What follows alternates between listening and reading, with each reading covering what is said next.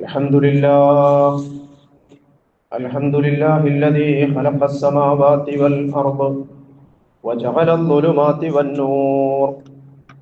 نحمد الله ونستعينه ونستغفره ونستهديه ونؤمن به ونتوكل عليه ونعوذ بالله من شرور أنفسنا ومن سيئات أعمالنا.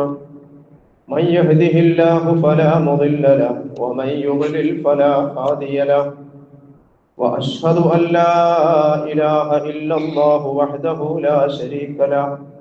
وأشهد أن محمدا عبده ورسوله الذي بلغ الرسالة وأدى الأمانة ونصح على هذه الأمة وجاهد في الله حق جهاده حتى أتانا اليقين. اللهم صل على محمد وعلى آل محمد كما صليت على إبراهيم وعلى آل إبراهيم وبارك على محمد وعلى آل محمد كما باركت على إبراهيم وعلى آل إبراهيم في العالمين إنك حميد مجيد. أيها الإخوان والأخوات، أوصيكم ونفسي أولا بتقوى الله. إن أريد إلا الإصلاح ما استطعت وما توفيقي إلا بالله عليه توكلت وإليه أنيب. سبحانك اللهم لا علم لنا إلا ما علمتنا إنك أنت العليم الحكيم. أعوذ بالله من الشيطان الرجيم. بسم الله الرحمن الرحيم. وابتغ فيما آتاك الله الدار الآخرة ولا تنس نصيبك من الدنيا فأحسن كما أحسن الله إليك ولا تبغ الفساد في الأرض إن الله لا يحب المفسدين. صدق الله العلي العظيم. ബഹുമാന്യരായ സഹോദരി സഹോദരങ്ങളെ, അല്ലാഹു സുബ്ഹാനഹു വ തആലയെ സൂക്ഷിച്ചും ഭയപ്പെട്ടും പടച്ചറപ്പിന്റെ വിധിവിലക്കുകൾക്ക് വിധേയമായും തഖ്വയുടെ താല്പര്യത്തിനനുസരിച്ച് ജീവിത ഇടപാടുകളെ മുഴുവനും മുന്നോട്ട് കൊണ്ടുപോകുന്നതിൽ അതീവ ജാഗ്രതയോടുകൂടിയുള്ള നിലപാട് സ്വീകരിക്കാൻ എന്നെയും നിങ്ങളേവരെയും ഓർമ്മിപ്പിക്കുകയാണ്, വസിയത്ത് ചെയ്യുകയാണ്. കരുണാവാരിധിയായ അല്ലാഹു സുബ്ഹാനഹു വ തആല പടച്ചവന്റെ ഇഷ്ടത്തിന് വിട്ടുകൊടുത്ത ജീവിതത്തിന്റെ ഉടമകളായി റൂഹ് പിരിയുന്ന നേരം വരെയും നിലനിന്നു പോകാൻ, മരണം കലിമത്ത് തൗഹീദ് ഉച്ചരിച്ചുകൊണ്ടാകാൻ നാളെ അല്ലാഹു മുത്തഖീങ്ങൾക്ക് സജ്ജമാക്കി വെച്ചിട്ടുണ്ട് ജന്നാത്തുൽ ഫിർദൗസ് അനന്തരമെടുക്കാൻ നമുക്കെല്ലാവർക്കും റബ്ബ് തൗഫീഖ് നൽകി അനുഗ്രഹിക്കുമാറാകട്ടെ. സത്യവിശ്വാസികളെന്ന നിലക്ക് ഇസ്ലാമിക ജീവിതം അതിൻ്റെ പൂർണ്ണതയിൽ അനുഭവിക്കാനും അള്ളാഹുവിൻ്റെ ദീനിനെ സമൂഹത്തിൽ പ്രതിനിധീകരിക്കാനും നമ്മെ പ്രാപ്തമാക്കുന്നിടത്ത് ദീനിനെ കുറിച്ച് അതിൻ്റെ മുൻഗണനാക്രമങ്ങളെ സംബന്ധിച്ചൊക്കെയുള്ള ശരിയായ അറിവിനെ സംബന്ധിച്ചാണ് കഴിഞ്ഞ കുറെ ഖുതുബകളിൽ നമ്മൾ സംസാരിച്ചു കൊണ്ടിരുന്നത്. അതുമായി ബന്ധപ്പെട്ടുകൊണ്ട് കഴിഞ്ഞതിന് തൊട്ട് മുമ്പുള്ള വെള്ളിയാഴ്ച അനുഷ്ഠാനങ്ങളിലെ തീവ്രതയെ സംബന്ധിച്ച് പറയുകയുണ്ടായി. ആത്മാർത്ഥത ഉണ്ടായാൽ പോലും ദീനി ജീവിതത്തിൽ കാർക്കശ്യം പുലർത്തുന്നതും ആരാധനകളിലാണെങ്കിൽ പോലും അതിര് കവിയുന്നതും ഇസ്ലാമിന്റെ സന്തുലിതത്വത്തെ തകരാറിലാക്കുമെന്നതുകൊണ്ട് അത്തരം അതിര് കവിച്ചലുകൾക്കുള്ള നേരിയ സാധ്യതകളുടെ പഴുതടക്കുകയായിരുന്നു പ്രവാചകൻ സല്ലല്ലാഹു അലൈഹി വസല്ലമ ചെയ്തത് എന്ന കാര്യവും സൂചിപ്പിക്കുകയുണ്ടായി. ദീനി കാര്യങ്ങളിൽ അനാവശ്യമായ കാർക്കശ്യം വെച്ച് പുലർത്തുന്നതിന്റെ മറ്റൊരു അപകടം എന്ന് പറയുന്നത് അള്ളാഹു ഹലാലാക്കിയതിനെ ഹറാമാക്കുകയും അതുപോലെ തന്നെ ഹലാലുകളെ ഹറാമാക്കുകയും ചെയ്യുക എന്നതാണ്. സമൂഹത്തിൽ അത്തരം സമീപനങ്ങൾ ഇസ്ലാമിനെ കുറിച്ച് തെറ്റായ ധാരണകൾ സൃഷ്ടിക്കും എന്നാണ് അതിൻ്റെ മറ്റൊരു വശം.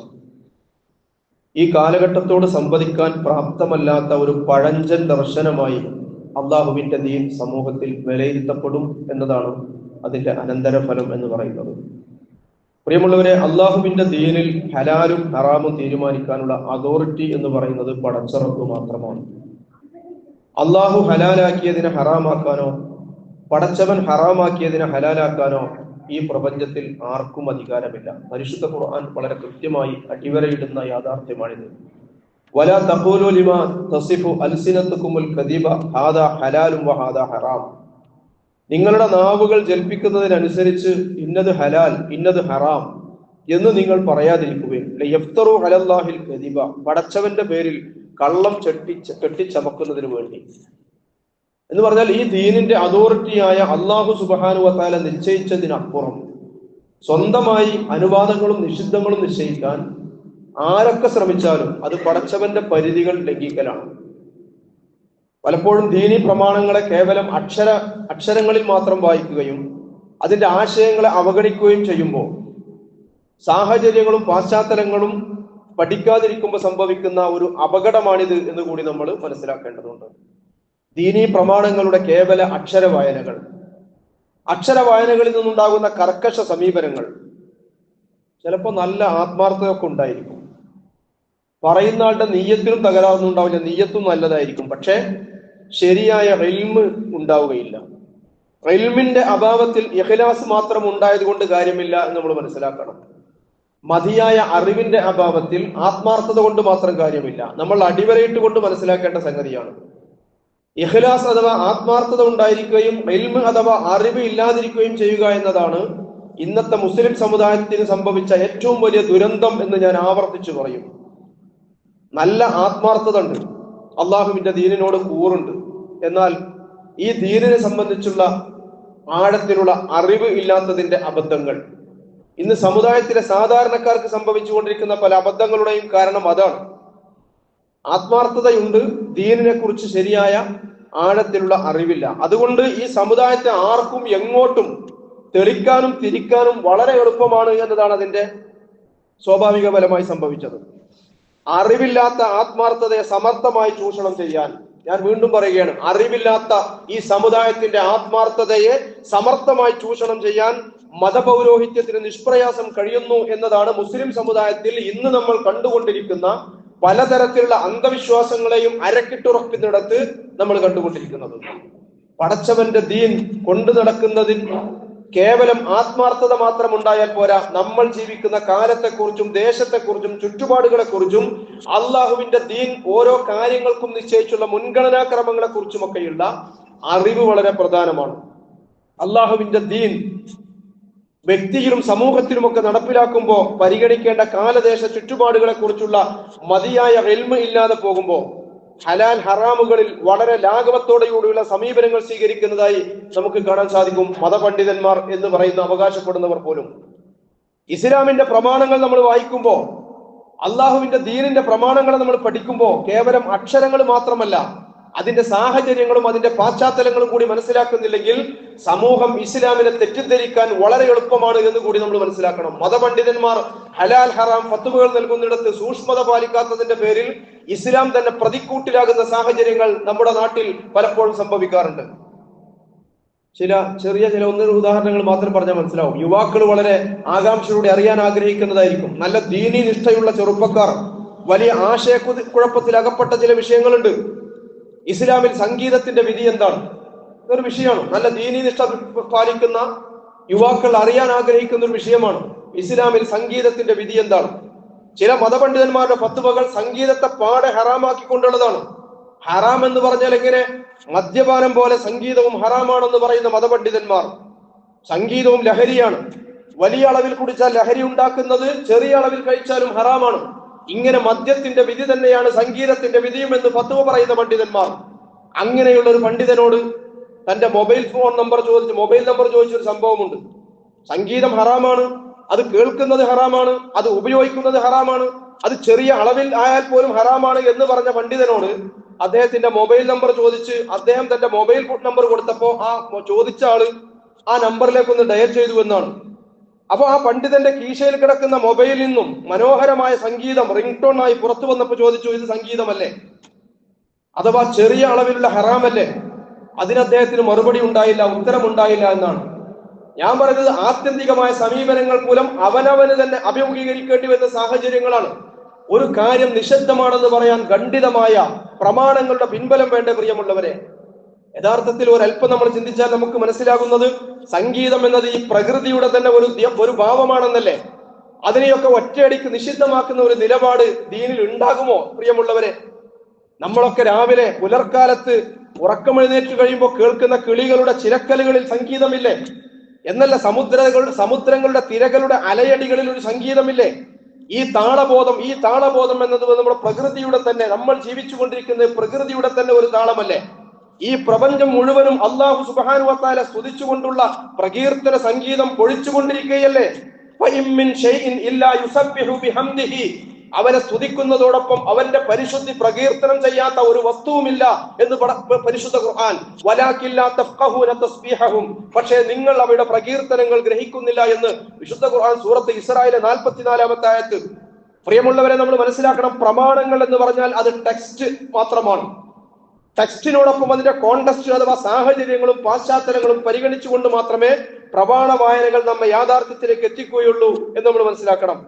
പലപ്പോഴും ഒരു കാര്യം സ്ഥാപിക്കാൻ വേണ്ടി, തങ്ങളുടെ വാദങ്ങൾക്ക് പിൻബലം നൽകാൻ വേണ്ടി പരിശുദ്ധ ഖുർആനിൽ നിന്ന് തന്നെയാണ് പലപ്പോഴും പണ്ഡിതന്മാർ തെളിവുകൾ ഉദ്ധരിക്കാറുള്ളത്. പക്ഷെ ഒന്ന് ആലോചിച്ച് നോക്കിയാൽ ആ ഉദ്ധരിച്ച ആയത്തുകളിൽ തന്നെ അതിന്റെ ഉത്തരവും ഉണ്ടാകുമെന്നാണ്. തങ്ങളുടെ വാദങ്ങൾക്ക് ബലമായി കൊണ്ട് പിൻബലമായി ഉദ്ധരിക്കുന്ന ആയത്തുകളിൽ തന്നെ അതിന്റെ മറുവശവും ഉണ്ടാകുമെന്നാണ്. ഒരൊറ്റ ഉദാഹരണം ഞാൻ സൂചിപ്പിക്കാം. പരിശുദ്ധ ഖുർആൻ 31-ാമത്തെ സൂറത്തുൽ ലുഖ്മാൻ 6-ാമത്തെ ആയത്ത് ഇങ്ങനെയാണ്: وَمِنَ النَّاسِ مَن يَشْتَرِي لَهْوَ الْحَدِيثِ لِيُضِلَّ عَن سَبِيلِ اللَّهِ بِغَيْرِ عِلْمٍ وَيَتَّخِذَهَا هُزُوًا أُولَٰئِكَ لَهُمْ عَذَابٌ مُهِينٌ. ജനങ്ങളിൽ ചിലർ ഇങ്ങനെയുണ്ട്. വമിനന്നാസ്, ജനങ്ങളിൽ ചിലർ ഇങ്ങനെയുണ്ട്. അവർ ലഹുൽ ഹദീസ് വിലക്ക് വാങ്ങുന്നവരാണ്. ലഹുൽ ഹദീസ് എന്ന് പറഞ്ഞാൽ വിനോദ വർത്തമാനങ്ങൾ, വില കുറഞ്ഞ പൈങ്കിളി വർത്തമാനങ്ങൾ വില കൊടുത്തു വാങ്ങുന്നവരാണ്. ആയത്ത് അവസാനിക്കുന്നത് ഉലൈക ലഹും അദാബും മുഹീൻ എന്ന് പറഞ്ഞുകൊണ്ടാണ്. അവർക്ക് അപമാനകരമായ ശിക്ഷയുണ്ട് എന്ന് പറഞ്ഞുകൊണ്ടാണ്. സംഗീതം നിഷിദ്ധമാണെന്ന് സ്ഥാപിക്കാൻ വേണ്ടി ഉദ്ധരിക്കാറുള്ള ഒരു ആയത്താണ് ഇതെന്ന് കൂടി നമ്മൾ മനസ്സിലാക്കണം. ഈ ആയത്ത് ഒന്നുകൂടി മുഴുവനായി നമ്മൾ വായിച്ചാൽ മറ്റ് ചില കാര്യങ്ങൾ കൂടി ആയത്ത് ഉൾക്കൊള്ളുന്നതായി നമുക്ക് മനസ്സിലാകും. എന്താണത്?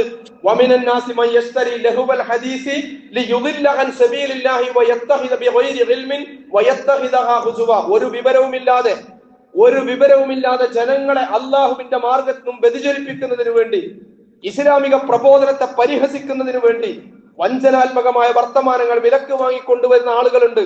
അവർക്ക് അപമാനകരമായ ശിക്ഷയാണുള്ളത്. അപ്പൊ ഈ അപമാനകരമായ ശിക്ഷയുള്ളത് ആർക്കാണ്? ലിയുദില്ല അൻ സബീലില്ല, അല്ലാഹുവിന്റെ മാർഗ്ഗത്തിൽ നിന്നും ജനങ്ങളെ തെറ്റിക്കുന്നവർ. വയത്തഖിദഹാ ഹുസുവ, അല്ലാഹുവിന്റെ ദീനി പ്രബോധനത്തെ പരിഹാസ്യമാക്കുന്നവർ, അഥവാ അള്ളാഹുവിന്റെ ദീനിനെ പരിഹാസ്യമാക്കി തീർക്കുന്ന രീതിയിൽ, ജനങ്ങളെ പടച്ചവന്റെ വഴിയിൽ നിന്നും തെറ്റിക്കുന്ന രീതിയിൽ ജനങ്ങളെ വഴിതെറ്റിക്കാൻ വേണ്ടി ഈ വിനോദ വർത്തമാനങ്ങൾ ലഹുൽ ഹദീസ് വിലക്ക് വാങ്ങുന്നവർ, അവർക്കാണ് നിന്ദ്യമായ ശിക്ഷയുള്ളത് എന്നാണ് വിശുദ്ധ ഖുർആൻ പറയുന്നത്. അപ്പൊ ടെക്സ്റ്റിനെ മാത്രം അടർത്തിയെടുത്തുകൊണ്ട് അതിനെ വ്യാഖ്യാനിച്ച് അതിന്റെ കോണ്ടെക്സ്റ്റ് പരിഗണിക്കാതെ ഇത്തരം പ്രമാണങ്ങൾ ഉദ്ധരിച്ചുകൊണ്ട് സംഗീതത്തെ പറ്റ ഹറാമാക്കുന്ന, സംഗീതം കേട്ടുകൂടാ, സംഗീതം പാടിക്കൂടാ, സംഗീതോപകരണങ്ങൾ തന്നെ ഉപയോഗിച്ചുകൂടാ എന്നിങ്ങനെയൊക്കെ ഫത്വകൾ നൽകുമ്പോൾ അത് ആത്യന്തികമായ നിലപാടാണ്, അതിരുകവിഞ്ഞ സമീപനമാണ് എന്ന് നമ്മൾ മനസ്സിലാക്കണം.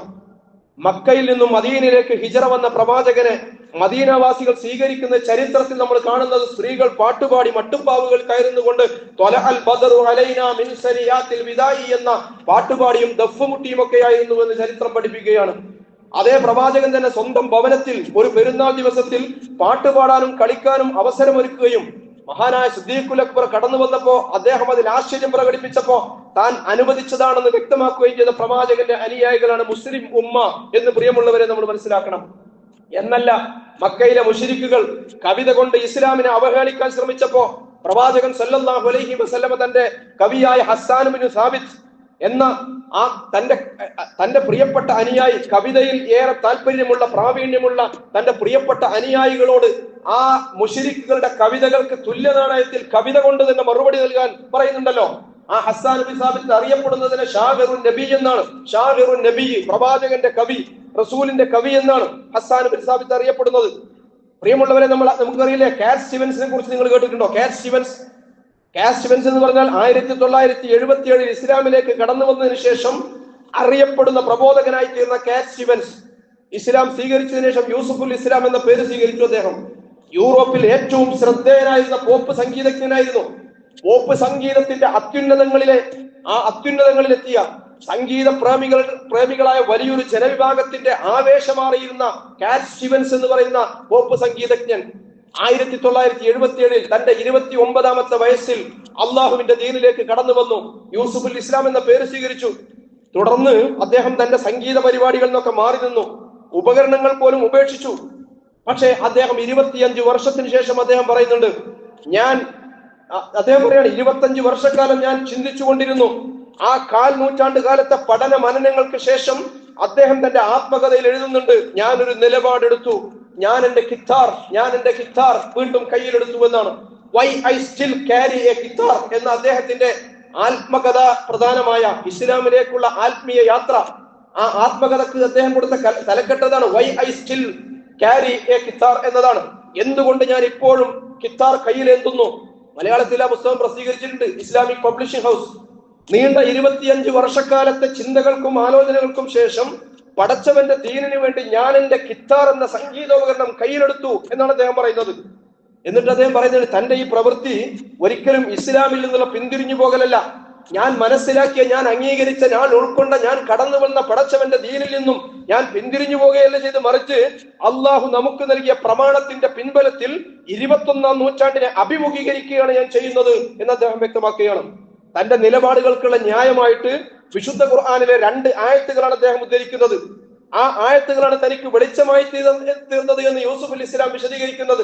അത് പരിശുദ്ധ ഖുർആൻ സൂറത്തുൽ അഹ്റാഫിലെ 32, 33 ആയത്തുകളാണ്. ഖുൽ മൻ ഹറമ സീനത്തല്ലാഹി അല്ലതി അഖ്റജ ലിഇബാദിഹി വത്തയ്യിബാതി മിനർ റിസ്ഖ് ഖുൽ ഹിയ ലില്ലദീന ആമനൂ ഫിൽ ഹയാത്തിദ് ദുനിയ ഖാലിസതൻ യൗമൽ ഖിയാമ കദാലിക നുഫസ്സിലുൽ ആയാതി ലിഖൗമി യഅലമൂൻ. പ്രിയമുള്ളവരെ, എന്തിനാണ് ഇസ്ലാമിലേക്ക് കടന്നു വന്ന് ഇസ്ലാമിക പ്രബോധകനായി പ്രവർത്തിച്ചു കൊണ്ടിരുന്ന യൂസുഫുൽ ഇസ്ലാമിന്റെ നിരീക്ഷണങ്ങൾ നമ്മൾ ചർച്ച ചെയ്യുന്നതെന്ന് ചോദിച്ചാൽ, അള്ളാഹുവിന്റെ ദീനിൽ ഇല്ലാത്ത നിരോധങ്ങളും വെട്ടിച്ചുരുക്കലുകളും ആത്യന്തികമായ സമീപനങ്ങളും ഫത്വകളായി പുറത്തു വരുമ്പോ പടച്ചവന്റെ ദീൻ സമൂഹത്തിൽ തെറ്റിദ്ധരിപ്പിക്കപ്പെടുമെന്നത് കൊണ്ടാണ്. അള്ളാഹ് പറയാണ്, പ്രവാചകരെ ചോദിക്കുക, ഖുൽ മൻ ഹറമ സീനത്തല്ലാഹി അല്ലതി അഖ്റജ ലിഇബാദിഹി വത്തയ്യിബാതി മിനർ റിസ്ഖ്.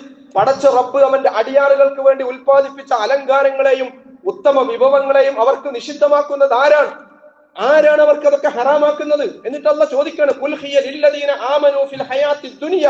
ഈ വിഭവങ്ങളെല്ലാം ഐഹിക ജീവിതത്തിൽ സത്യവിശ്വാസികൾക്കും കൂടിയുള്ളതാണ്. അള്ളാഹു നൽകിയ അലങ്കാരങ്ങളും വിഭവങ്ങളും ദുനിയാവിൽ വിശ്വാസികൾക്കുള്ളതാണ്. ഖാലിസത്തൻ യൗമൽ ഖിയാമ, അന്ത്യനാളിൽ അത് അവർക്ക് മാത്രമായിരിക്കും. ദുനിയാവിൽ അതിന് അർഹതയുള്ളവർ മുഅ്മിനുകളാണ്, ആഖിറത്തിൽ അത് അവർക്ക് മാത്രമായിട്ടുള്ളതാണ് എന്ന് പരിശുദ്ധ ഖുർആൻ. കദാലിക നുഫസ്സിലുൽ ആയാതി ലിഖൗമി യഅലമൂൻ. അറിവുള്ള ജനത്തിനു വേണ്ടി നാം ഈ വിധം അവന്റെ ദൃഷ്ടാന്തങ്ങൾ വിവരിക്കുകയാണ്. ഖുൽ ഇന്നമാ ഹറമ റബ്ബിയൽ ഫവാഹിഷ മാ ദഹറ മിൻഹാ വമാ ബതൻ വൽ ഇസ്മ വൽ ബഗി ബിഗൈരിൽ ഹഖ്. പറയുക നബിയെ, എന്റെ റബ്ബ് നിഷിദ്ധമാക്കിയിട്ടുള്ളത് ഇതൊക്കെയാണ്. എന്റെ റബ്ബ് ഹറാമാക്കിയിട്ടുള്ളത് ഇതൊക്കെയാണ്. രഹസ്യവും പരസ്യവുമായ മ്ലേച്ഛവൃത്തികൾ, കുറ്റകൃത്യങ്ങൾ, അന്യായമായ അതിക്രമങ്ങൾ, വഅൻ തുശ്രികു ബില്ലാഹി മാ ലം യുനസ്സിൽ ബിഹി സുൽത്താന, അല്ലാഹു ഒരു പ്രമാണവും അവതരിപ്പിച്ചിട്ടില്ലാത്തതിനെ അവന്റെ പങ്കാളികളാക്കൽ, വഅൻ തഖൂലു അലല്ലാഹി മാ ലാ തഅലമൂൻ, നിങ്ങൾക്ക് അറിഞ്ഞുകൂടാത്ത കാര്യങ്ങൾ അള്ളാഹുവിന്റെ പേരിൽ കെട്ടിപ്പറയുന്നതും ഇതൊക്കെയാണ് ഹറാമിന്റെ അടിത്തറകൾ എന്ന് ആ ആയത്തിന് ശേഷം തൊട്ടടുത്ത് അല്ലാഹു സുബ്ഹാനഹു വ തആല വ്യക്തമാക്കുകയാണ്. ഈ 2 ആയത്തുകൾ ഉദ്ധരിച്ചുകൊണ്ട് കാറ്റ് സ്റ്റീവൻസ് എന്ന യൂസുഫുൽ ഇസ്ലാം പറയുന്നത്, ഞാനൊരു നിലപാടെടുത്തു, പരിശുദ്ധ ഖുർആനിന്റെ അടിത്തറയിൽ നിന്നുകൊണ്ട് ഞാനൊരു നിലപാടെടുത്തു, ഞാൻ വീണ്ടും എന്റെ ഗിത്താർ കയ്യിലെടുത്തു എന്നാണ്. മാത്രമല്ല അദ്ദേഹം 2-3 കാര്യങ്ങൾ അതിനോട് ചേർത്ത് പറയുന്നുണ്ട്. പരിശുദ്ധ ഖുർആനിൽ നിന്നും ഹദീസ് ഗ്രന്ഥങ്ങളിൽ നിന്നും ഞാൻ മനസ്സിലാക്കിയതിനനുസരിച്ച് ഒന്നാമതായി അധാർമിക പ്രവർത്തനങ്ങളും പാപകൃത്യങ്ങളും പ്രോത്സാഹിപ്പിക്കാത്തതായിരിക്കണം സംഗീതം. ഈമാനിനെ പരിഹസിക്കുന്നതായിരിക്കരുത് സംഗീതം. ജനങ്ങളെ നിഷിദ്ധ കാര്യങ്ങളിലേക്ക് നീങ്ങാൻ പ്രേരിപ്പിക്കുന്നതാകരുത് സംഗീതം. ഒരു വ്യക്തിയുടെ നിർബന്ധമായ ആരാധനാ കാര്യങ്ങളെ തടയുന്നതാകരുത് സംഗീതം. ഇത്രയും കാര്യങ്ങൾ പരിഗണിച്ചുകൊണ്ട് സംഗീതം ആസ്വദിക്കുന്നതും സംഗീതോപകരണങ്ങൾ ഉപയോഗിക്കുന്നതും സംഗീതം പഠിക്കുന്നതുമെല്ലാം അനുവദനീയമാണ് എന്ന് അദ്ദേഹം പറയുകയാണ്. എന്ന് മാത്രമല്ല, അദ്ദേഹം മറ്റൊരു കാര്യം കൂടി പറയുന്നതിന് കൂടെ, ഞാൻ അള്ളാഹുവിന്റെ പ്രമാണത്തിൽ നിന്നും പുറകോട്ട് പോകുകയല്ല, പടച്ചവന്റെ ദീൻ എനിക്ക് നൽകിയ പ്രമാണം കൊണ്ട് ഈ ലോകത്തെ 21ാം നൂറ്റാണ്ടിൽ അഭിമുഖീകരിക്കുകയാണ് ഞാൻ ചെയ്യുന്നത് എന്നാണ് അദ്ദേഹം പറയുന്നത്. എന്ന് പറഞ്ഞാൽ നന്മയുടെ പ്രചാരണത്തിന് വേണ്ടി, പടച്ചവന്റെ ദീനിന്റെ പ്രബോധനത്തിന് വേണ്ടി ഞാൻ അതിനെ ഉപയോഗപ്പെടുത്തുമെന്ന് അദ്ദേഹം തീരുമാനിക്കുകയാണ്. നേരത്തെ സൂചിപ്പിച്ചല്ലോ, ഹസ്സാൻ ബിൻ സാബിത് ഷാഹിറുൻ നബി, പ്രവാചകന്റെ കവി, ആ കവിയോട് റസൂലുള്ളാഹി ചോദിക്കുന്നുണ്ടല്ലോ, നിങ്ങൾ വാളുകൾ കൊണ്ട് ഇസ്ലാമിന് സേവനം ചെയ്യുന്നത് പോലെ നിങ്ങളുടെ നാവുകൾ കൊണ്ടെന്തേ നിങ്ങൾക്ക് അള്ളാഹുവിന്റെ ദീനിൽ സേവനം ചെയ്യാൻ കഴിയാത്തത് എന്ന് റസൂലുള്ളാഹി ചോദിക്കുന്നുണ്ട്. പ്രിയമുള്ളവരെ, നമ്മൾ ആലോചിക്കണം, ചില കവിതകൾ, വലിയ ആശയ പ്രപഞ്ചങ്ങൾ കേവലം ഒന്നോ രണ്ടോ വരികളിലാക്കാൻ മാത്രം പ്രാപ്തമാണ്. വലിയ പ്രഭാഷണങ്ങളെക്കാളും സ്വാധീനമുള്ള കവിതകൾ. ഈ അടുത്ത് ഒരു സുഹൃത്ത് എനിക്ക് അയച്ചെന്ന് 2 വരി കവിത ഉണ്ട്. അത് ശ്രീജിത്ത് അരിജല്ലൂരിന്റെ ആത്മീയത എന്ന കവിതയായിരുന്നു. അതിൽ അദ്ദേഹം പറയുന്നുണ്ട്, അമ്പലം കാണുമ്പോ എനിക്ക് നല്ലത് വരുത്തണേ എന്ന് പ്രാർത്ഥിക്കുന്നത് മാത്രമല്ല ആത്മീയത.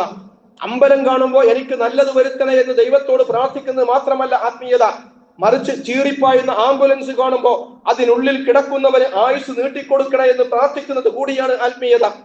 എന്ന് പറഞ്ഞാൽ ആത്മീയതയുടെ മനുഷ്യ സ്നേഹ മുഖം വ്യക്തമാക്കുകയാണ്.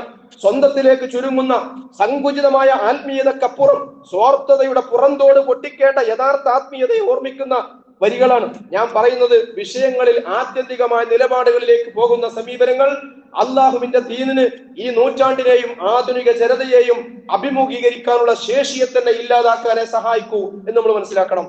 ഇന്നത്തെ മനുഷ്യരുടെ നിലപാടുകളെയും സമൂഹത്തിന്റെ പൊതുബോധത്തെയും ഒക്കെ രൂപപ്പെടുത്തുന്ന ഒരുപാട് സംവിധാനങ്ങളുണ്ട്. ഇലക്ട്രോണിക് മീഡിയകളുണ്ട്, സോഷ്യൽ മീഡിയ പ്ലാറ്റ്ഫോമുകളുണ്ട്, ഡിജിറ്റൽ സംവിധാനങ്ങളുണ്ട്. അതിനെയൊക്കെ ഹറാം ഫത്വകൾ നൽകിക്കൊണ്ട് അടച്ചാക്ഷേപിച്ച് അതൊക്കെ തോന്നിയതുപോലെ ഉപയോഗിക്കുന്നവർക്ക് വിട്ടുകൊടുത്ത് പുറംതിരിഞ്ഞു നിൽക്കാൻ പ്രേരിപ്പിക്കുന്ന സമീപനം മതപണ്ഡിതന്മാരുടെ ഭാഗത്തുണ്ടാകുമ്പോൾ ഈ കാലഘട്ടത്തോട് സംവദിക്കാൻ ഒരു തലമുറയെ പുറകോട്ടടിപ്പിക്കുക മാത്രമേ അത് ചെയ്യുകയുള്ളൂ നമ്മൾ മനസ്സിലാക്കണം. മനുഷ്യന്റെ മനസ്സുകളെയും നിലപാടുകളെയും ഒക്കെ സ്വാധീനിക്കുന്ന മീഡിയകൾ എന്ന നിലക്ക് അത്തരം സംവിധാനങ്ങളെയൊക്കെ ക്രിയാത്മകമായി ഉപയോഗപ്പെടുത്താൻ പ്രോത്സാഹിപ്പിക്കുകയും പിന്തുണക്കുകയും ചെയ്യുകയാണ് യഥാർത്ഥത്തിൽ വേണ്ടിയിരുന്നത്. ഒരുപാട് വിലക്കുകളുടെ ലോകത്ത് പുതിയ തലമുറയെ തളച്ചിടാൻ ശ്രമിക്കുന്നത് മൗഢ്യമാണെന്ന് കൂടി നമ്മൾ മനസ്സിലാക്കണം.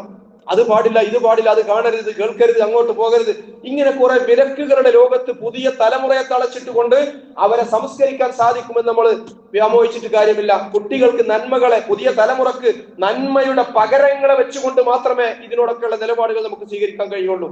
ഈ പുതിയ ആധുനിക ടെക്നോളജിയെ ദീനിനു വേണ്ടി, സമൂഹത്തിന് വേണ്ടി, മനുഷ്യത്വത്തിന് വേണ്ടി, സമൂഹത്തിൽ നന്മയുടെ പ്രചാരണത്തിന് വേണ്ടി എങ്ങനെ ഉപയോഗപ്പെടുത്താമെന്ന പോസിറ്റീവ് ചിന്തകളാണ് മതപണ്ഡിതന്മാരുടെയും സംഘടനകളുടെയും ഒക്കെ ഭാഗത്തുണ്ടാകേണ്ടത്. പ്രിയമുള്ളവരെ, നന്മതിന്മകൾ വിവേചിച്ചറിയാനുള്ള അവബോധം, നന്മതിന്മകളെ വേർതിരിച്ചറിയാനുള്ള അവബോധം, അതിന്റെ അനന്തരഫലത്തെക്കുറിച്ചുള്ള കാഴ്ചപ്പാടുകൾ വിശ്വാസികൾക്ക് നൽകണം. ദൈവഭയം കൊണ്ട് ജീവിതത്തെ സംസ്കരിക്കാൻ പ്രാപ്തി ഉണ്ടാക്കണം. പടച്ചവനെ കുറിച്ചും പരലോകത്തെ കുറിച്ചുമുള്ള ബോധം വിശ്വാസികളിൽ അടിയുറപ്പിക്കണം. അത്തരം ഈ പറഞ്ഞ പുതിയ സാങ്കേതിക വിദ്യകളുടെ ദുസ്വാധീനത്തും രക്ഷപ്പെടുത്താൻ പ്രാപ്തമാകുന്ന വിധം അവരിൽ വിശ്വാസം അടിയുറപ്പിക്കണം. പക്ഷെ പലപ്പോഴും നമ്മൾ കാണുന്നത് ഈ പറഞ്ഞ സംഗതികളൊക്കെ ഇങ്ങനെ കടന്നു വരുമ്പോ ഒരുപാട് നിരോധങ്ങളുടെ പരമ്പരയാണ്, ഒരുപാട് വിലക്കുകളുടെ ഫത്വകളാണ്. അങ്ങനെ കുറെ ഹറാം ഫത്വകൾ നൽകി ചുമതലകളിൽ നിന്നും രക്ഷപ്പെടാൻ മതപണ്ഡിതന്മാർ പരിശ്രമിക്കരുത്. എല്ലാത്തിനും നന്മയുടെ പകരങ്ങളെ സൃഷ്ടിക്കുക എന്നതാണ് അള്ളാഹുവിന്റെ ദീനിന്റെ കാഴ്ചപ്പാട് എന്ന് നമ്മൾ ആലോചിച്ച് നോക്കണം. നിങ്ങൾ ആലോചിച്ച് നോക്കൂ, പടച്ചവനെ മാത്രം ആരാധിക്കാൻ വേണ്ടി പണിതുയർത്തപ്പെട്ട പരിശുദ്ധ കഅബയിലെ 360-ൽ പരം വിഗ്രഹങ്ങളെ പ്രവാചകൻ നീക്കം ചെയ്തത് എപ്പോഴാണ്? ആ ജനതയുടെ മനസ്സിൽ ഏകദൈവ വിശ്വാസം രൂഢമൂലമാക്കിയതിനു ശേഷമാണ്, അല്ലെ? ആ ജനതയെ കൊണ്ട് തന്നെ വിഗ്രഹാരാധന ജീവിതത്തിന്റെ ഭാഗമാക്കി മാറ്റിയ ജനതയെ അവരുടെ ആരാധനാബോധത്തെ തൃപ്തിപ്പെടുത്താൻ പ്രാപ്തമാകുന്ന വിധം ഏകനായ പടച്ചവൻ അവരുടെ മനസ്സിൽ പ്രതിഷ്ഠിച്ചുകൊണ്ടാണ് അവരുടെ കൈകൾ കൊണ്ട് തന്നെ അവർ അന്നുവരെ ആരാധിച്ചിരുന്ന വിഗ്രഹങ്ങളെ മക്കയിൽ നിന്നും കഅബയിൽ നിന്നും നീക്കം ചെയ്യുന്നത്. അഥവാ നന്മകൾ പകരം വെച്ചുകൊണ്ടാണ് തിന്മ സമൂഹത്തിൽ നിന്നും നീക്കം ചെയ്യേണ്ടത്. ആരാധിക്കാനുള്ള മനുഷ്യന്റെ ജന്മസിദ്ധമായ വികാരത്തെ ശരിയായ പാതയിലേക്ക് തിരിച്ചുവിട്ടതിന് ശേഷമാണ് ജാഹിലിയ ശേഷിപ്പുകൾ റസൂലുള്ളാഹി എടുത്തു മാറ്റുന്നത്. അപ്പോൾ ആലോചിച്ച് നോക്കിയാൽ, പലിശയെ നിരോധിച്ചപ്പോ കച്ചവടത്തെ പ്രോത്സാഹിപ്പിച്ചില്ലേ ഇസ്ലാം? അഹല്ലല്ലാഹുൽ ബൈഅ വ ഹറമ റിബ. പലിശയെ നിരോധിക്കുമ്പോൾ കച്ചവടത്തിന് വമ്പിച്ച പ്രോത്സാഹനം. വ്യഭിചാരത്തോട് അടുക്കരുത് എന്ന് പറയുമ്പോൾ വ്യഭിചാരത്തെ കർശനമായി നിരോധിച്ചപ്പോ വിവാഹത്തിന് വമ്പിച്ച പ്രോത്സാഹനം, വമ്പിച്ച പ്രേരണ. അതിനെ സങ്കീർണമാക്കുന്ന സകല സംഗതികളും വിട്ടുനിൽക്കാനുള്ള നിർദ്ദേശങ്ങൾ. ആ വിവാഹം എന്ന് പറയുന്ന വളരെ ലളിതമായ സംഗതി, വളരെ ലളിതമായി അതിനെ അവതരിപ്പിക്കുന്ന കാഴ്ചപ്പാടുകൾ. ഞാൻ പറഞ്ഞു വരുന്നത്, അള്ളാഹുവിന്റെ ദീൻ, പടച്ചവന്റെ ദീൻ സന്തുലിതമാണ്. അതിന്റെ സന്തുലിതത്തെ തകർക്കുന്ന ഈ അതിവൈകാരികതയും അതുപോലെ തന്നെ തീവ്രപരമായ നിലപാടുകളും ആത്യന്തികമായ സമീപനങ്ങളും ദീനിനെയും സമൂഹത്തെയും മാത്രമല്ല അവനവനെ തന്നെ ദോഷകരമായി ബാധിക്കുമെന്ന് നമ്മൾ മനസ്സിലാക്കണം. സ്വന്തം ജീവിതത്തിൽ പോലും ദീൻ കൊണ്ട് നടത്താൻ സാധ്യമാകാത്ത വിധത്തിൽ ദീൻ പ്രായോഗികമായി മനുഷ്യ ജീവിതത്തിൽ ഫിറ്റ് ചെയ്യാൻ പറ്റാത്ത ഒരേതോ ഒരു ഉട്ടോപ്യൻ സാധനമായി ഇത് തോന്നുമാറുള്ള സമീപനങ്ങൾ സ്വീകരിക്കുന്നത് സ്വന്തത്തിന് പോലും അപകടം ചെയ്യുമെന്ന് കൂടി നമ്മൾ മനസ്സിലാക്കണം. അല്ലാഹു സുബ്ഹാനഹു വ തആല അവന്റെ ദീനിനെ അതിന്റെ ആദിമ പ്രമാണങ്ങളിൽ നിന്ന് തന്നെ, പരിശുദ്ധ ഖുർആനിൽ നിന്നും തിരുസുന്നത്തിൽ നിന്നും ശരിയായ വിധം മനസ്സിലാക്കിക്കൊണ്ട് വ്യക്തി ജീവിതത്തിലും കുടുംബ ജീവിതത്തിലും സാമൂഹ്യ ജീവിതത്തിലും സാംസ്കാരിക നാഗരിക രാഷ്ട്രീയ മേഖലകളിലുമൊക്കെ ശരിയായ നിലപാട് സ്വീകരിച്ചുകൊണ്ട് മുന്നോട്ട് പോകാൻ നമുക്കെല്ലാവർക്കും മുസ്ലിം സമൂഹത്തിനും അല്ലാഹു സുബ്ഹാനഹു വ തആല തൗഫീഖ് നൽകി അനുഗ്രഹിക്കുമാറാകട്ടെ. അഖൂലു ഖൗലി ഹാദാ അസ്തഗ്ഫിറുല്ലാഹ ലി വലക്കും.